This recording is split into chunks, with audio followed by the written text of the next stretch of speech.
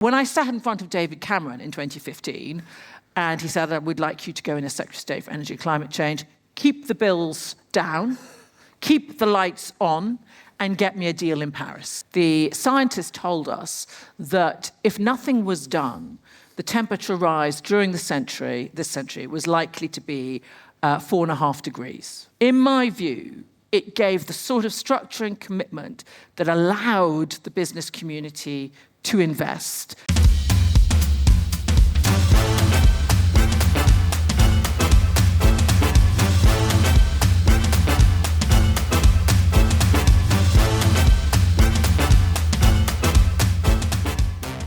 And the person we got speaking not only was, actually in office at the time, but did many of the big government positions. And since leaving work as a politician, now works for some of the biggest companies in the world, whether it's Centrica or Ryanair, but also still very much brings together the diplomatic community in the UK, and it's wonderful to have so many of you from so many countries here today. But there's one person that I know you've come to see. So please, can we put our hands together for our fireside chat guest speaker on Paris 10 Years On, Amber Rudd.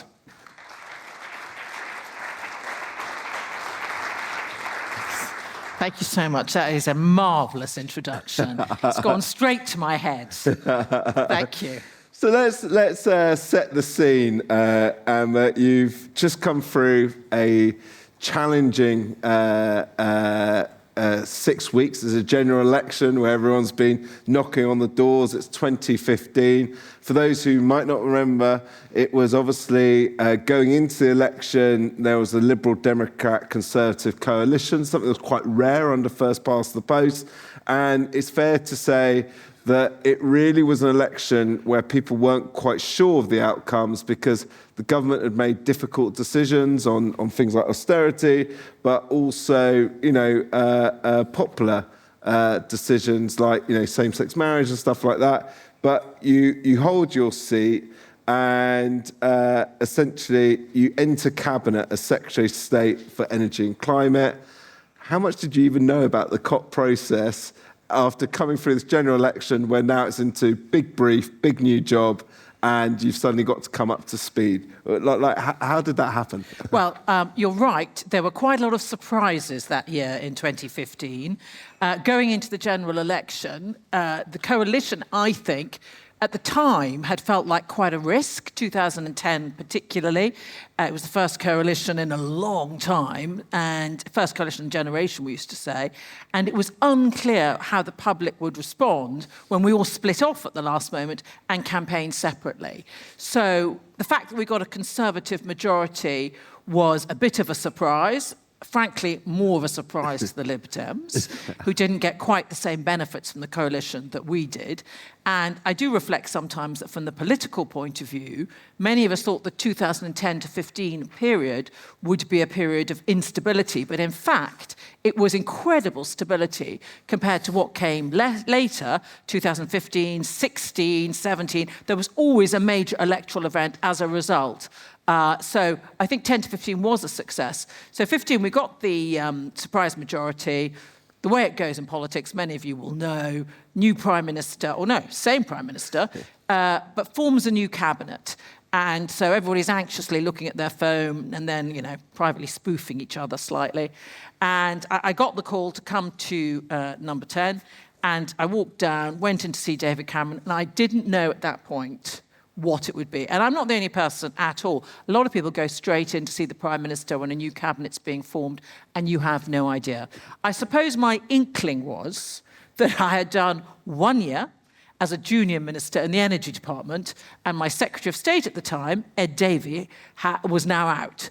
So in politics, a year as a junior minister counts as substantial experience. So I was aware of, the momentum that was going on in the department, and they were aware of me. And as I discovered, perhaps in later roles, the fact that the department was pleased, which was nice, that I was appointed. Look, they might have had, someone like John Hayes, who famously said he wanted to put the coal back into the coalition, that I was able to go back and then lead the department. So it was quite a year. I knew what was going to be important. That was Paris. It was important to me. It was important to the department. But when I sat in front of David Cameron in 2015, somewhat nervously, and he said, "We'd like you to go in as Secretary of State for Energy and Climate Change, keep the bills down, keep the lights on, and get me a deal in Paris." And of course, we all know what that is as the trilemma. But it was interesting that he put the emphasis on Paris as well. And that is such an important thing to reflect on, I think, in terms of thinking how we got to where we are here and how the politics has changed. Because if I may wind it back a tiny bit from there, which is that in 2010, when David Cameron and us Conservatives have been campaigning, we very much were committed to a greener future. And David Cameron had to say that.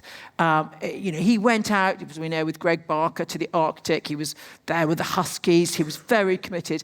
But in 2008, when the Climate Change Act was promoted by Labour and brought by Labour, Greg Clark, who was the Secretary of State for the opposition, the Conservatives, made it more ambitious than Labour had intended.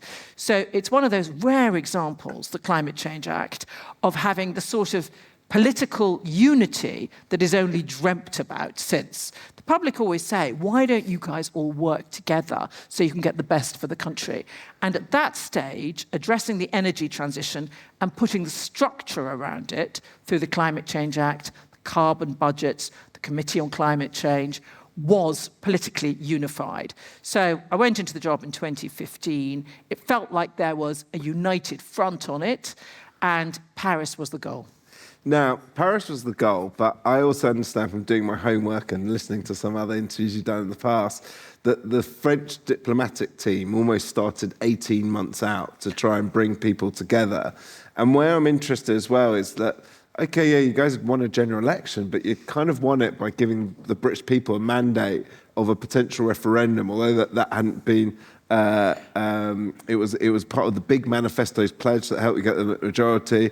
And what was it about the French in the 18 months leading up to it? Because I know with anything in life, it's people relationships. You can be technologically or as logical, as sound as possible, but it's those people relationships. So what did the French do in those 18 months? You come into office sort of halfway through that 18 months. How did their relationship work with you? So above all, this was an international treaty. 196 countries were going to come together and try to agree on one document, which is, in a way, ridiculously ambitious. So the French, who were hosting it, had decided to appoint a really senior ex-Prime Minister, which was Laurent Fabius. And some of you may know his name, others not so much, but at the time, in 2015, he was really one of their big honchos. He may not have been in office at the time, but he was considered one of the big beasts of French politics. And for the 18 months before, he had been doing international visits, flying all around the world, going to see the prime ministers, the presidents, the chancellors, the Secretary of State for Energy and Climate Change, of all the participants, to make sure that he knew what every country was going to try and get out of this. And this was a really important part of trying to make a success of Paris, understanding who was leading the blocs. If you're going to have 196 different signatories to an agreement, you've got to work out who the leaders are in this. And there were all sorts of different geographical blocs. There was the African bloc, the Chinese bloc, the parts of the African countries that were under the Chinese, the Australasian bloc, the European bloc, the Americans. Who had what power, who had what interests, what different people's agendas were.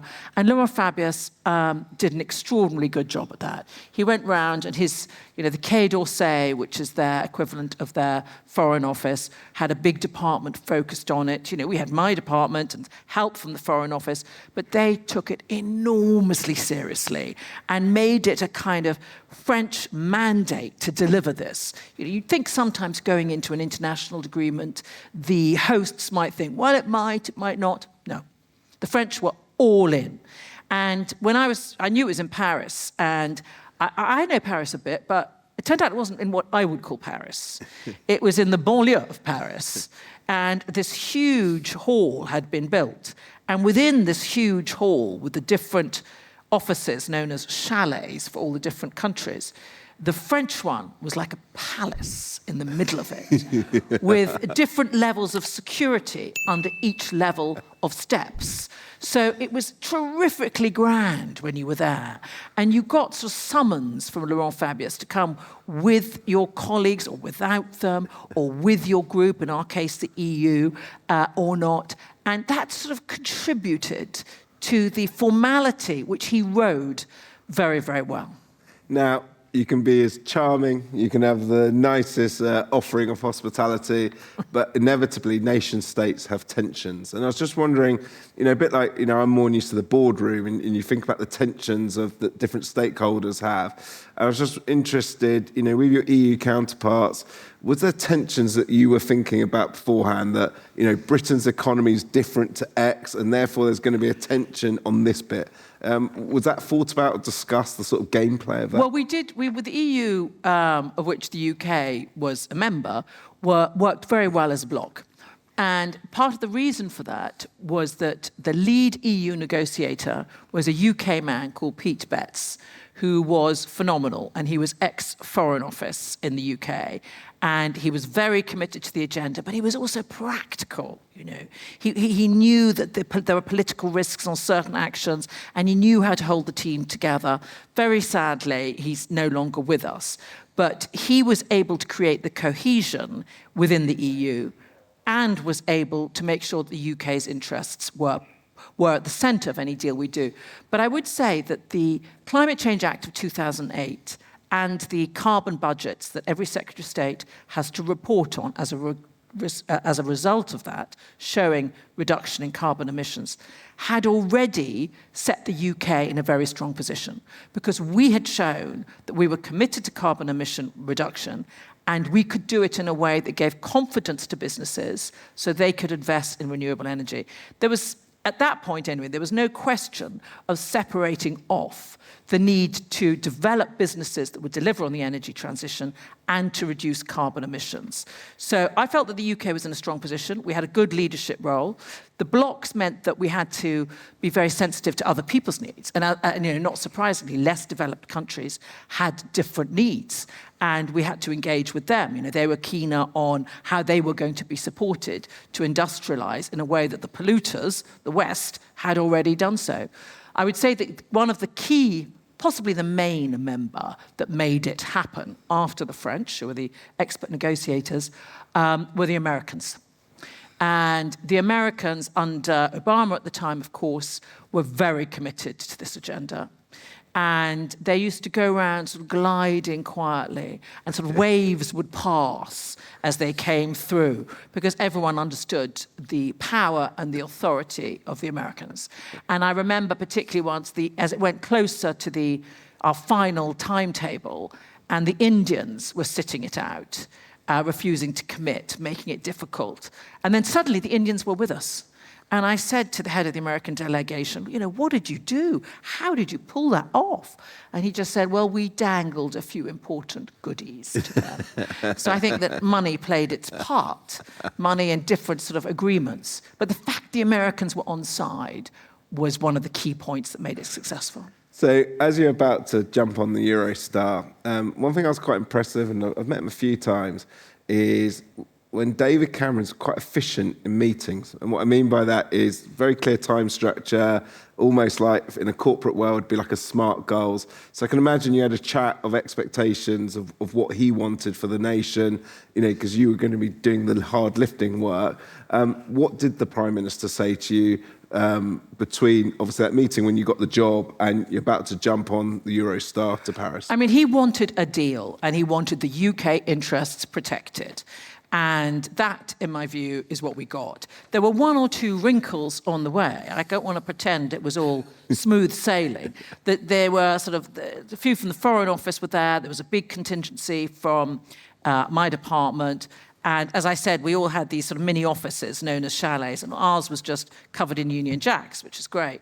Nicola Sturgeon wasn't entirely friendly when she came out. That was tricky. But the real diplomatic trap that emerged suddenly was when David Cameron arrived, which all the world leaders arrived at the start of the event, because they'd learnt from Copenhagen that if they put pressure on a deal to be arrived at by arriving at the end, In Copenhagen, which didn't work out, they didn't get a deal, Obama's Air Force One was apparently waiting on the tarmac for a deal to be signed. And, the rest of the countries didn't like that. So they all arrived early this time, and there was what's called the family photo, where you have to get all the world leaders on one stage and have a photograph. And suddenly, we had Prince Charles there representing, obviously, the Queen. And we had to be very careful that Prince Charles didn't cross a corridor with Mugabe, because it was well known that Mugabe was going to try and reach out for Prince Charles's hand and get a photograph. And so we had to have all this operation to sort of divert the prince so that there was no such diplomatic incident like that. These things matter at those scale of things. And the other thing that took place is that we were expected to be there for a week to 2 weeks. And I was slightly unnerved when I saw on the back of the door of our chalet this betting page appear, which was all the people from my delegation who'd been to various other COPs like this, who started to put bets on how long it would last. I'll buy it 8 days and I'll sell at 10 and all these things. And this thing kept on getting longer and longer. And I was looking at this slightly horrified, and I said, but, I'm told it's going to finish in 10 days. I've got Christmas shopping to do and things. And they were like, oh no, Secretary of State. And sure enough, as it got closer and closer to the end date, the people who had betted longest were going to be right. But the French had seen us coming. And so the French, in this immaculate building, there were like 2 cafes, not a huge number of loos, and coffee machines sort of in the corridors. And these things started to shut down. I mean, literally, they were just not available from one day to the next.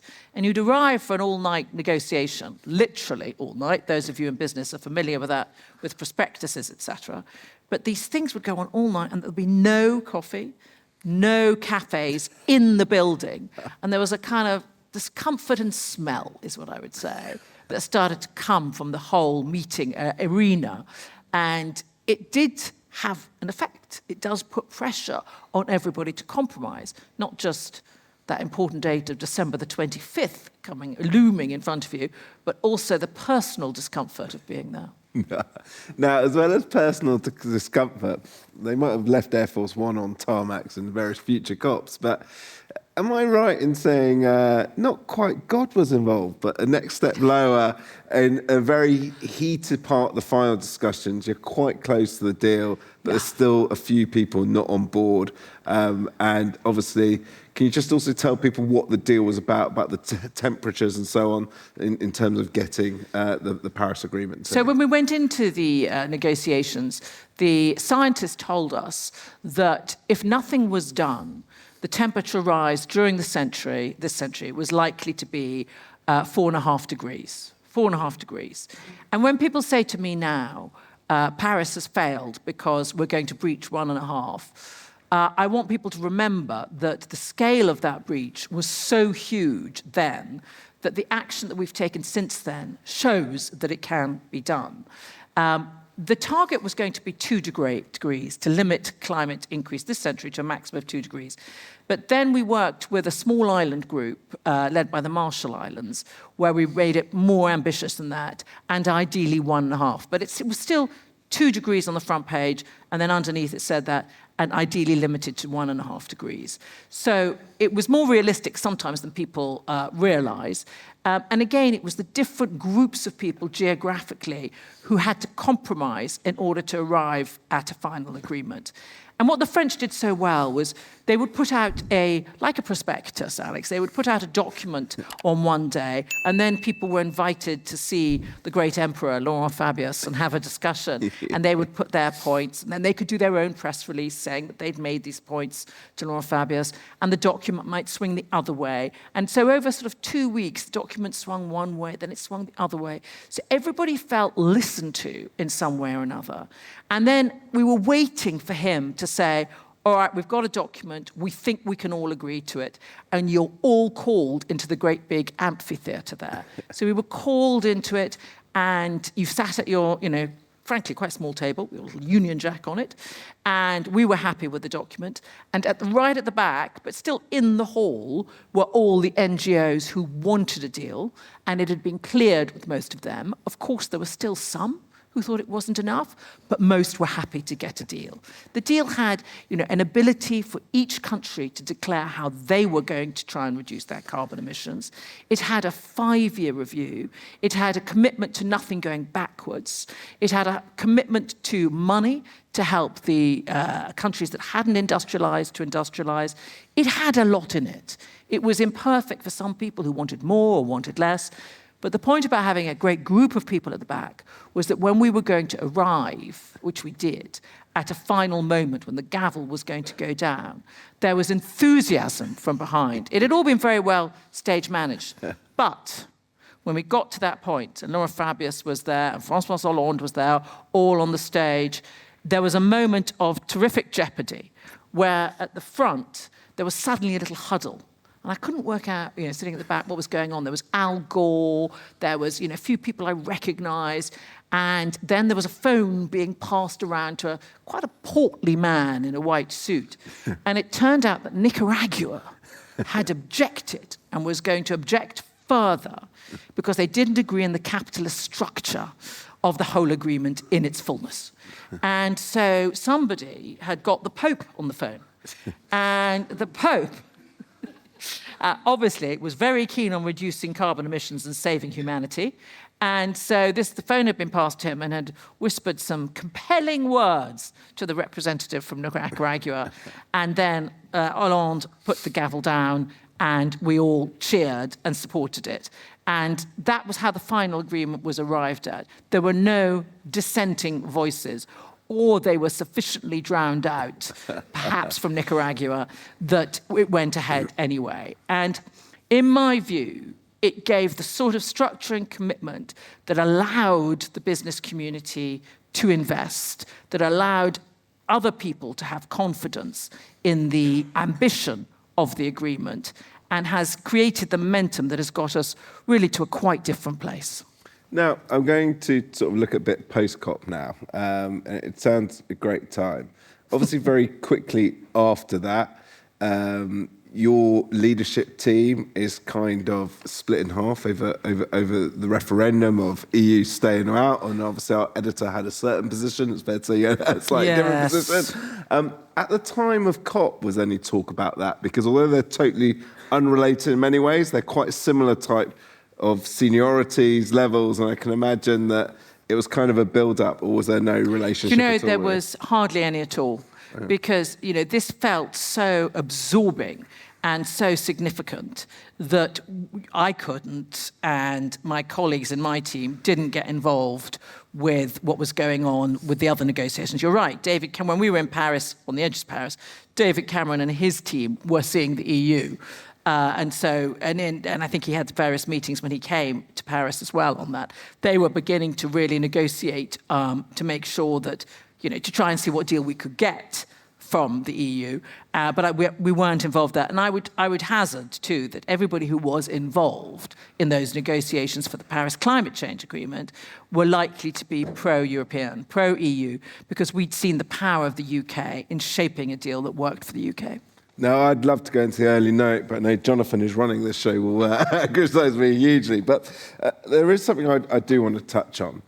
It's 10 years on. Obviously, we've had a difficult year with, say, America's position changing on Paris. I still feel there's a lot of support for COP. The fact that both Turkey and Australia want to get involved. We've had the likes of Azerbaijan, really big powers wanting to be involved in it, hosting it. We had a full front bench of the British team. So I was just wondering if you kind of put together, what have we learned 10 years on, and how can we get back to a place where essentially, as you said, so many nations can find agreement on something that's climate, that you feel like climate and health should kind of vaguely fall into a category of good for society, but it's not been that easy in the last year. No, I do regret the fact that the political consensus has completely broken down. And all over the Western world, not just in the UK, you see the populist parties of the right, that's how I would describe them. I'm sure not everybody would, but that is my view. Like Trump, like Reform, have decided that there's no need to address carbon emissions in the way that most people are trying to address them.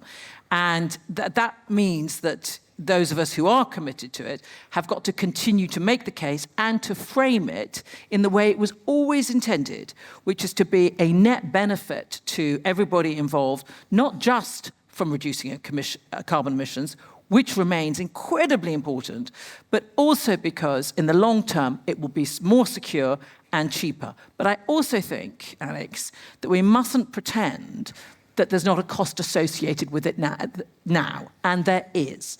But it is also the case that the public support it. The public want to see more action on carbon emissions, more action on diversity. They want the governments to do it, not themselves individually.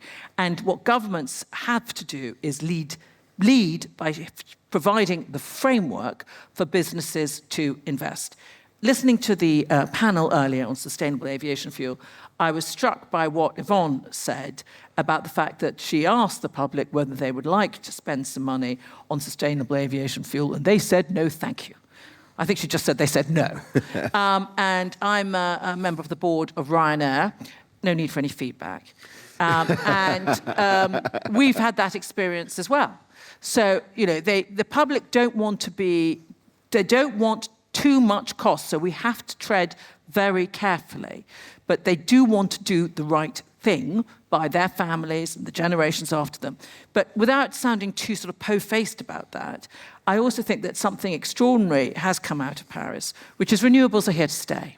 In so many places over the world, they are cheaper than anywhere else. If you combine renewables, which is increasingly taking place, with the smart content that we get from AI, digitalization, a smarter grid, you get phenomenal outcomes. I think there is room for incredible optimism in the energy sector because of that. The future will be clean energy, underpinned by probably gas and maybe some others, but it's going to be extraordinary as we do modernize our grid and are able to take advantage of that. Now, one very, very final question, since we've got you here. You're obviously now in the boardrooms of some of the leading companies, whether energy companies or logistics companies or travel companies. I was just wondering if there's anything you've taken from Paris personally, whether it's be charming like the French beast or starve people of coffee. What lessons have you taken into the business world? Well, what I have learned is that I was in business before I went into politics. I had a little inkling of this, is that there are very different skills and priorities in business and in politics. But I can ruin many a meeting with business people when they say to me, oh, politicians, they're so awful. They complain. And I just say, you try it.